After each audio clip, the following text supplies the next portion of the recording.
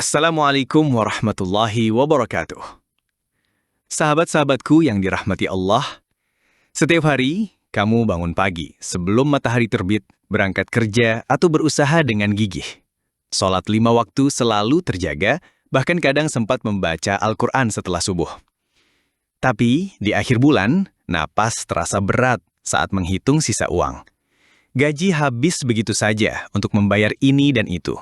Utang belum lunas, dan tagihan terus berderet. Di malam hari, saat semua orang terlelap, kamu menatap langit-langit dan bertanya dalam hati. Kenapa ya? Padahal aku nggak malas, ibadah juga dijaga, tapi kenapa hidupku terasa sesak begini?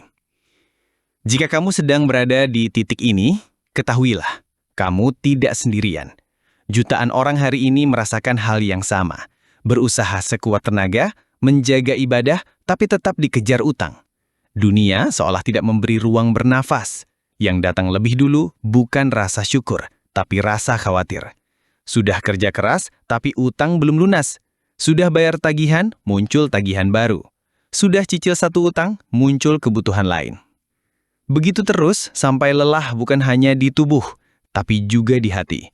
Perlahan, kamu mulai mempertanyakan segalanya. Apa aku salah jalan? Apa ibadahku nggak cukup? Kenapa Allah belum tolong aku juga? Sahabatku, rezeki itu bukan sekedar hasil dari kerja keras. Rezeki adalah sesuatu yang datang dari Allah, lewat tangannya, dengan izinnya.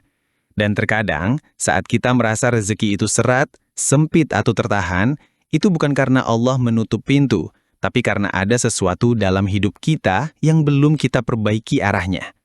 Rasulullah SAW bersabda, sesungguhnya Allah itu baik dan tidak menerima kecuali yang baik. Utang, jika dikelola dengan niat baik dan tanggung jawab, bisa menjadi alat.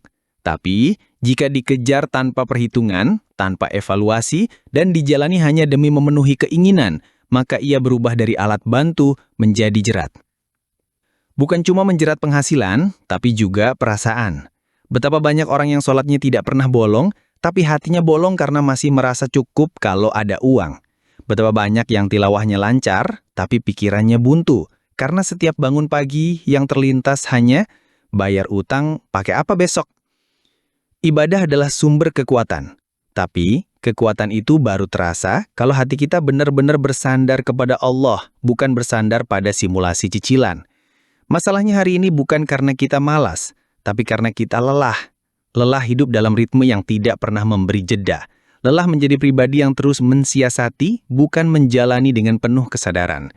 Lelah menjadi orang yang sibuk terlihat kuat, padahal dalam hati ingin menangis. Di tengah kelelahan itu, kita mencari ketenangan lewat ibadah tapi tetap gelisah, karena belum tahu bagaimana mengubah arah. Mungkin kita belum benar-benar jujur pada diri sendiri. Apakah semua pengeluaran kita benar-benar kebutuhan? Ataukah kita hanya ingin merasa layak seperti orang lain? Apakah kita sudah hidup sederhana? Atau masih sering membeli karena takut dibilang kurang?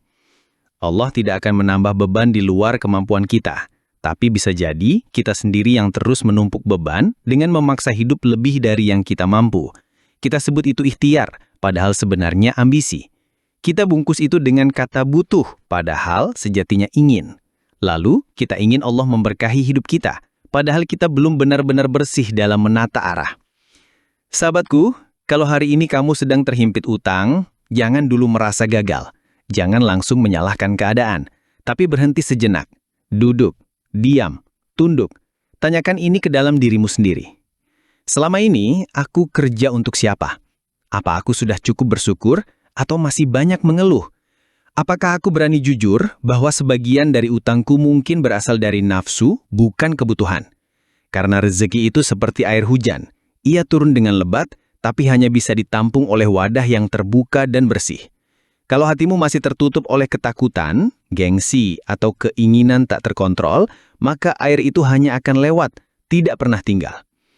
Maka saat hidup terasa sempit, bukan berarti Allah jauh, tapi mungkin Allah sedang memintamu pulang. Bukan hanya lewat sajadah, tapi lewat cara kamu mengatur langkah di dunia. Kalau kamu bersedia jujur, maka itulah awal dari kelapangan rezeki yang sebenarnya. Bukan dari bertambahnya angka, tapi dari kembalinya ketenangan di dalam jiwa. Ada titik dalam hidup ketika semua jalan terasa mentok. Usaha sudah dicoba, ibadah tidak ditinggalkan, tapi rezeki masih terasa berat. Utang belum lunas, penghasilan hanya numpang lewat, dan kadang hati pun ikut rapuh. Saat itu, jangan buru-buru menyimpulkan bahwa Allah belum tolong kamu.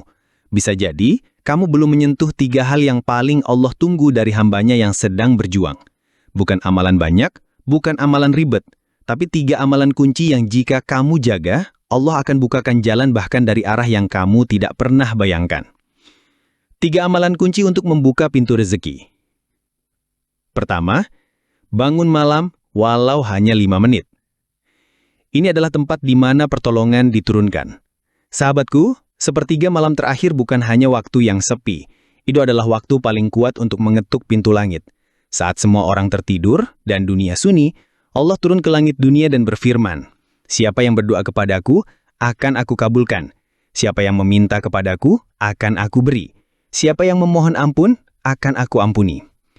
Kamu tidak harus langsung sholat tahajud yang panjang.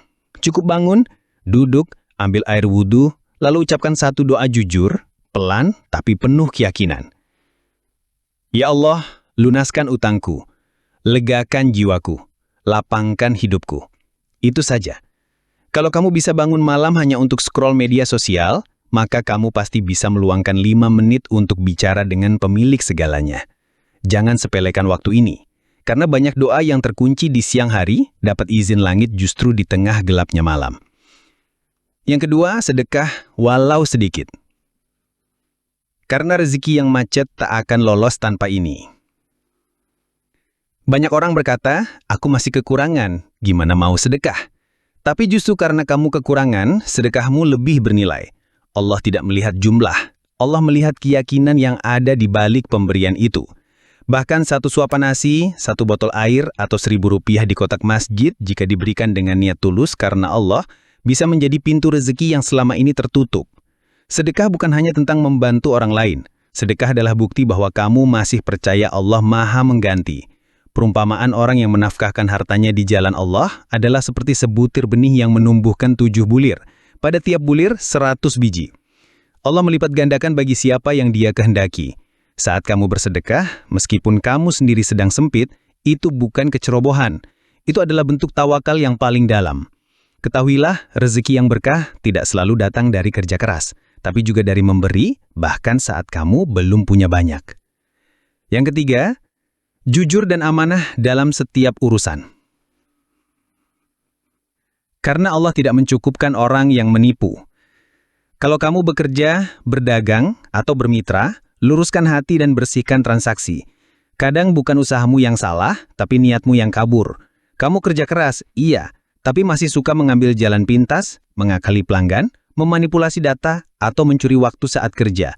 Semua itu bisa menjadi penghalang rezeki meskipun kamu sudah rajin sholat dan sedekah.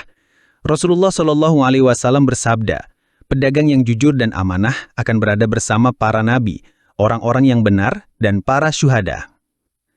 Rezeki yang jujur memang kadang datang lebih lambat, tapi saat ia datang, ia membawa ketenangan, bukan beban.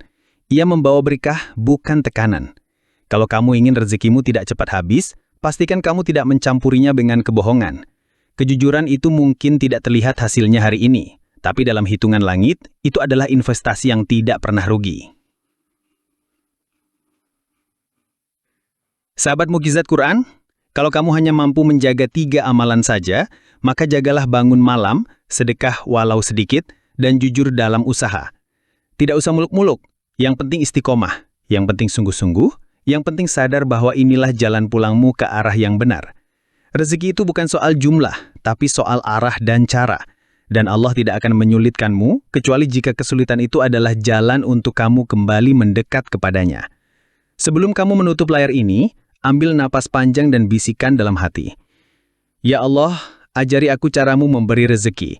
Ajari aku cara berserah, dan kuatkan aku untuk tidak lari dari jalanmu. Kalau kamu berani memulai dari 3 hal ini, insya Allah, yang selama ini tertahan, akan Allah lepaskan, tepat saat hatimu benar-benar siap menerimanya.